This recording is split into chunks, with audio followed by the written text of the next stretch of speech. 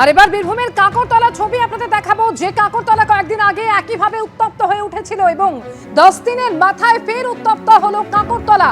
এবার যেটা জানা যাচ্ছে, এলাকার দখল নিয়ে দুই গোষ্ঠীর মধ্যে সংঘর্ষ বাধে এবং সংঘর্ষের মধ্যে পড়ে শেখ নিয়ামুল, একজন তৃণমূল কর্মী, তার মৃত্যু হয়েছে।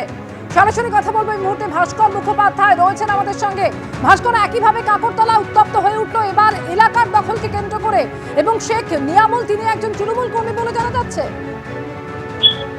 একদম দেখো, গতকাল রাতে এই ঘটনা ঘটে এবং যেটা জানা যাচ্ছে কাকরতলা থানার বড়া গ্রামে, যেখানে বাসিন্দা হচ্ছে শেখ নিয়ামুল। তিনি একজন তৃণমূল কর্মী।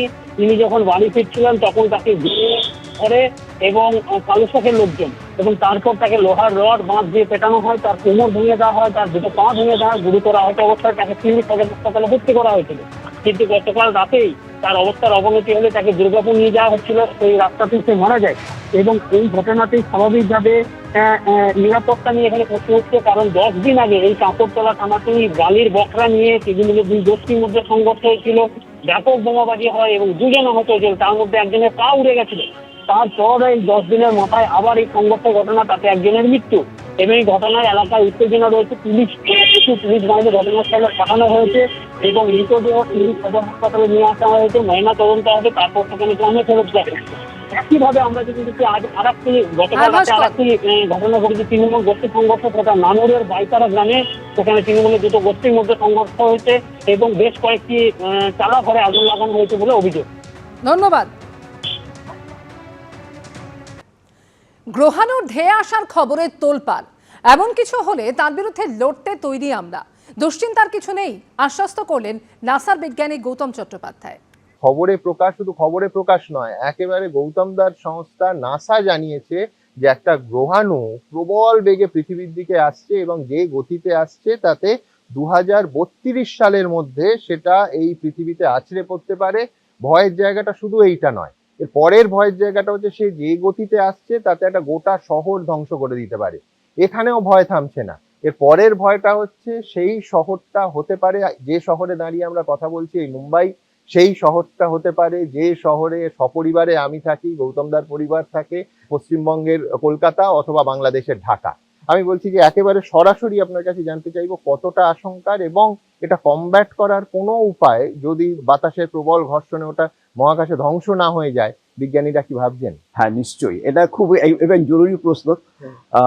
হোয়াটসঅ্যাপে অনেক যখন ফেক নিউজ বেরোয় একদম তখন কিন্তু প্রথমেই বলে যে নাসা বলেছে, অনেক সময় বলে নাসা বলেছে, তার কারণ নাসা এমনই একটা নাম, লোকে বিশ্বাস করে নাসার কথা। এমন কিছু ভুয়ো ছবি দিয়েও নাসা বলে এরকমই এই ধরনের যে মাঝে মাঝে আমার বন্ধুরা, ক্লাসমেট যারা, মানে স্কুলের বন্ধুরা, অমনি হোয়াটসঅ্যাপ করে বলে এটা কি সত্যি নাকি, এটা কি সত্যি আসছে নাকি।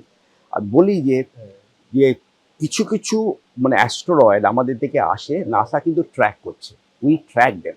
কিন্তু যদি খুব ছোট হয় তার সংখ্যা অনেক, কিন্তু সেগুলো ট্র্যাক করা মুশকিল, but they are not dangerous. তার কারণ ছোট যেগুলো সেগুলো আমাদের অ্যাটমসফিয়ারে ঢোকার সময় দে উইল বার্ন অফ, কিন্তু বড় যেগুলো ক্ষতি করতে পারে is easier two track, but number of them are very less. তো রিসেন্টলি এই জন্যই আমরা একটা মিশন করেছিলাম, বলে ডার্ট মিশন, DART। তার এইম ছিল যে এমনই দুটো অ্যাস্টেরয়েড রয়েছে, গ্রহাণু রয়েছে, যার একটা বড় আর একটা ছোট তার দিকে ঘুরছে।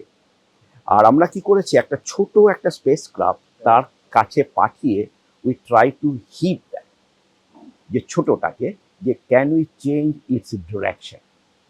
আর ওটা খুব সাকসেস হয়েছে।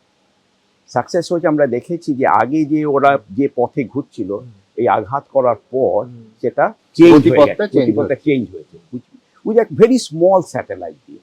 তার মানে now we have a technology যে আমাদের দিকে যদি কোনো সেই ধরনের গ্রহাণু আসে যেটা কিনা হিট করতে পারে, we have the technology to go and change its direction.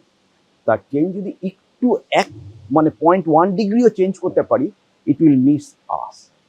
তা আমাদের কাছে টেকনোলজি আছে। সেই জন্য আমি বলবো কি, যে যারা এই সমস্ত নিউজ পড়েন, যে চিন্তার কোনো কারণ নেই, আমরা বেঁচে থাকবো আর আমাদের শহরও বেঁচে থাকবে।